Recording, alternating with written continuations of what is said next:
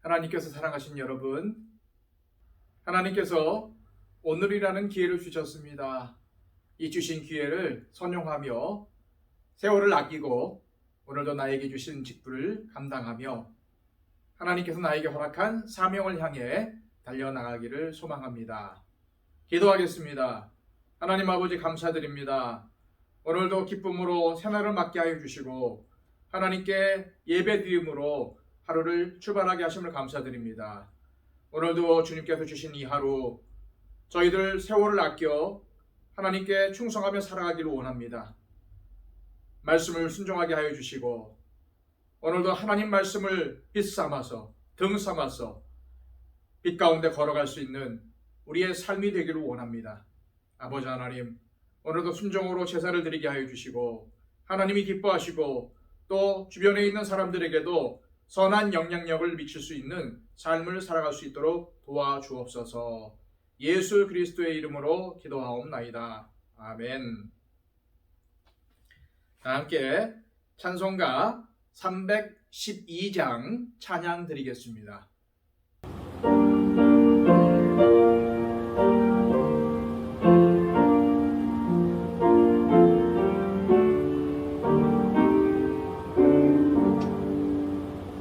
너 하나님께 이끌리어 일평생 주만 바라면 너 어려울 때 힘 주시고 언제나 지켜주시리. 주 크신 사랑 믿는 자 그 반석 위에 서리라. 너 설레는 맘 가다듬고 희망 중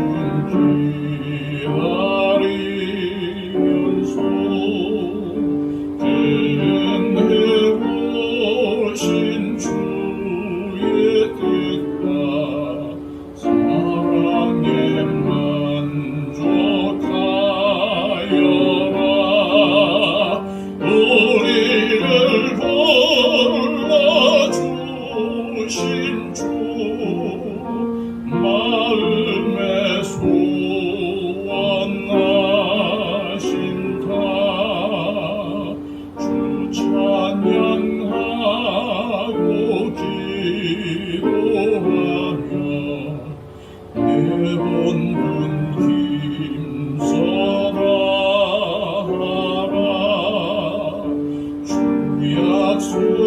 약속하신 모든 은혜 내게서 이루어지리라. 참되고 의지하는 자 주께서 기억하시리.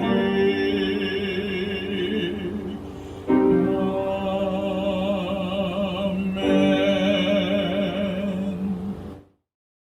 이 시간 우리에게 주시는 하나님의 귀한 말씀은 신약성경 로마서 12장 1절에서 8절까지의 말씀입니다. 신약성경 256쪽입니다. 그러므로 형제들아, 내가 하나님의 모든 자비하심으로 너희를 권하노니 너희 몸을 하나님이 기뻐하시는 거룩한 산 제물로 드리라. 이는 너희가 드릴 영적 예배니라. 너희는 이 세대를 본받지 말고 오직 마음을 새롭게 함으로 변화를 받아 하나님의 선하시고 기뻐하시고 온전하신 뜻이 무엇인지 분별하도록 하라. 내게 주신 은혜로 말미암아 너희 각 사람에게 말하노니 마땅히 생각할 그 이상의 생각을 품지 말고 오직 하나님께서 각 사람에게 나누어 주신 믿음의 분량대로 지혜롭게 생각하라. 우리가 한 몸에 많은 지체를 가졌으나 모든 지체가 같은 기능을 가진 것이 아니니 이와 같이 우리 많은 사람이 그리스도 안에서 한 몸이 되어 서로 지체가 되었느니라. 우리에게 주신 은혜대로 받은 은사가 각각 다르니 혹 예언이면 믿음의 분수대로, 혹 섬기는 일이면 섬기는 일로, 혹 가르치는 자면 가르치는 일로, 혹 위로하는 자면 위로하는 일로, 구제하는 자는 성실함으로, 다스리는 자는 부지런함으로, 공유를 베푸는 자는 즐거움으로 할 것이니라. 아멘. 오늘 본문인 로마서 12장은 1장부터 11장까지 나타난 하나님의 신비하신 사랑을 깨달은 사람은 어떠한 삶을 살아야 하는지, 즉 성화의 삶에 대해서 설명하고 있습니다. 1절 말씀입니다.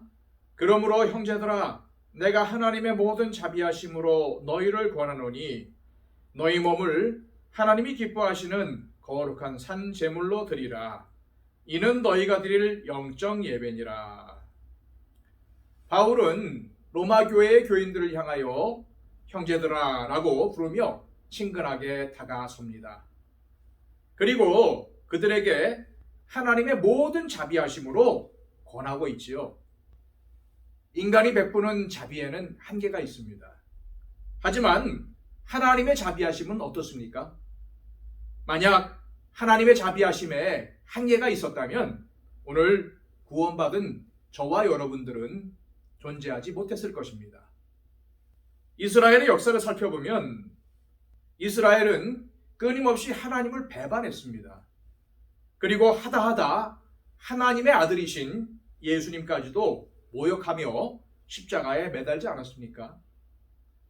그럼에도 하나님께서는 이스라엘을 버리지 않으셨습니다. 하나님의 모든 자비하심은 오래 참으심, 인내하심이기 때문입니다. 또한 하나님의 모든 자비하심은 모든 사람을 구원에 이르게 하시는 자비하심입니다. 이를 위해 하나님께서는 독생자 예수님을 십자가에서 죽게 하셨습니다. 하나님께서는 어리석고 연약한 저와 여러분들을 구원하시기 위해 독생자를 죽이시기까지 우리들을 사랑하신 것입니다. 이 같은 하나님의 자비하심을 바탕으로 바울은 로마 교회의 교인들에게 너희 몸을 하나님이 기뻐하시는 거룩한 산제물로 드리라 라고 권면을 합니다. 당시 이스라엘은 하나님께 동물이나 곡식과 같은 제물로 제사를 드렸어요. 하나님께 드리는 제사에 바쳐지는 제물은 당연히 정결하고 흠이 없어야만 했습니다. 바울은 우리 몸을 하나님께 제물로 드리라고 권하고 있습니다. 그런데 우리의 몸이 하나님이 기뻐하시는 제물이 되기 위해서는 정결하고 흠이 없어야 합니다. 그렇다면 우리의 몸이 정결하고 흠이 없어야 한다는 의미는 무엇일까요? 내 뜻이나 내 주장이나 내 의지를 하나님 앞엔 모두 내려놓은 상태를 의미합니다. 사랑하는 여러분, 우리의 부족함을 채우기 위해 하나님께 예배를 드리는 것이 아닙니다. 제사에 바쳐진 동물이 모두 죽었듯이 예배는 나를 죽이는 시간입니다. 예배를 통해서 내가 죽어야 합니다. 내 의지가 죽어야 됩니다. 내 생각이 죽어야 합니다. 내 판단이 죽어야 합니다. 나의 자아가 죽어야 합니다.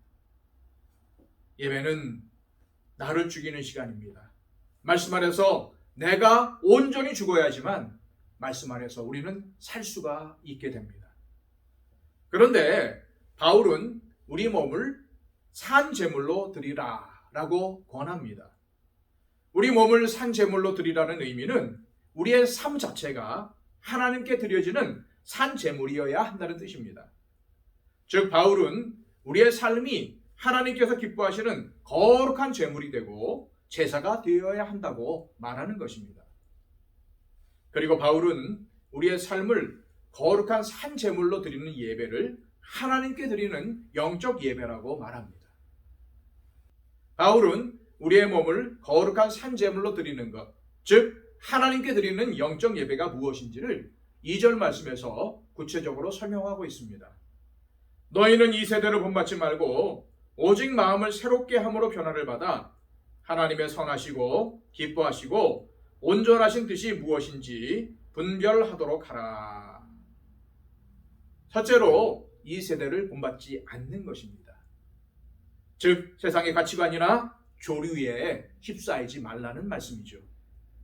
이 세대를 본받아 재물을 목적으로 삼고 살았던 삭개오는 주님의 은혜를 체험하고 불의한 재물을 모두 내려놓겠다고 선포했습니다.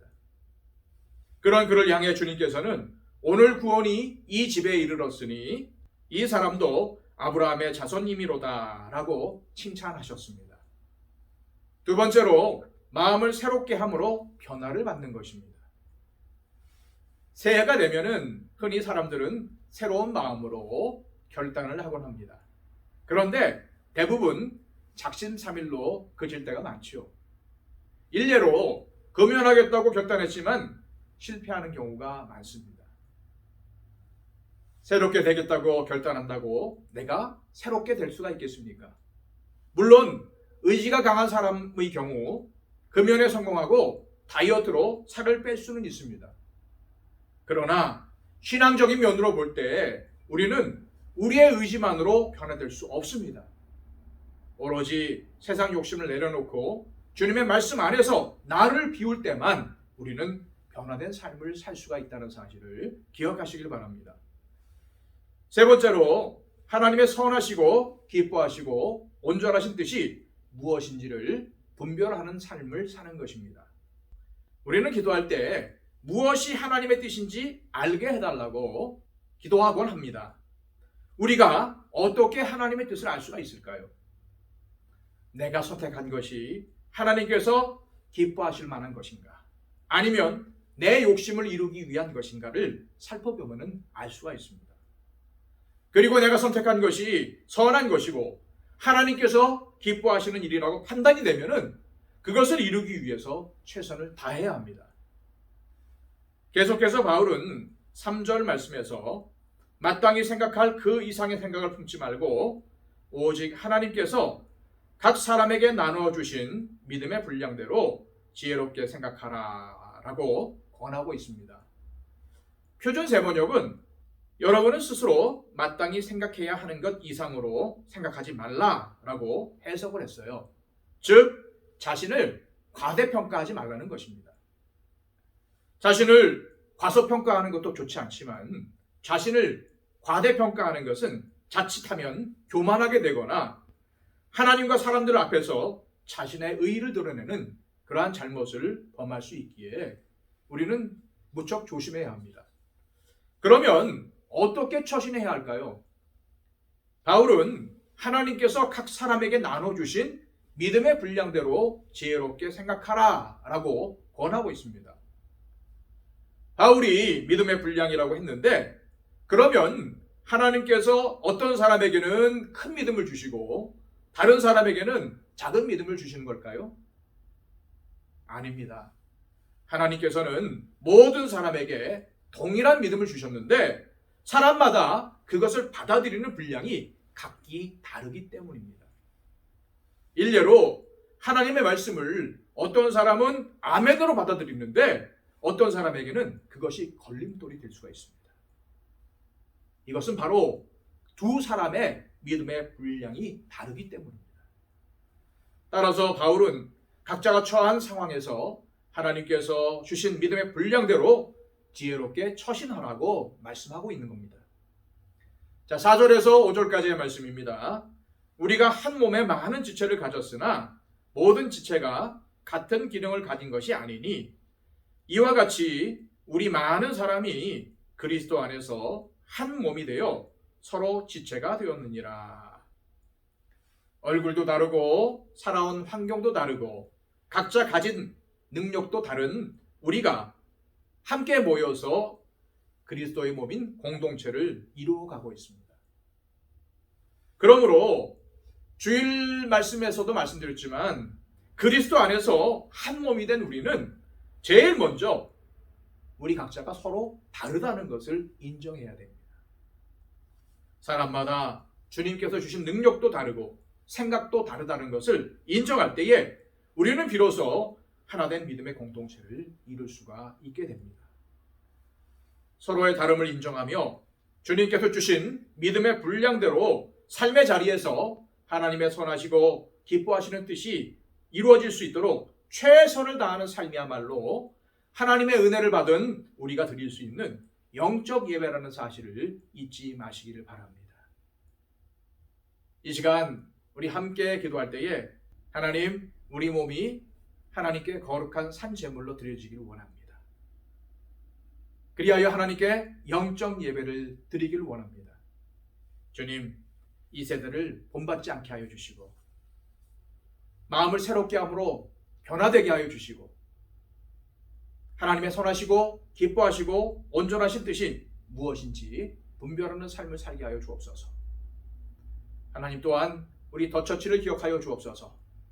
각기 다른 성향을 가진, 각기 다른 생각을 가진, 각기 다른 상황을 가진 사람들이 모여서 한 공동체를 이루었습니다. 주님, 더처치라는 교회 공동체가 한 몸 된 주님의 몸을 이룰 수 있도록 우리가 서로 협력하며 서로 사랑할 수 있도록 인도해 달라고 기도했으면 좋겠습니다. 우리 다 함께 하나님 앞에 기도합니다.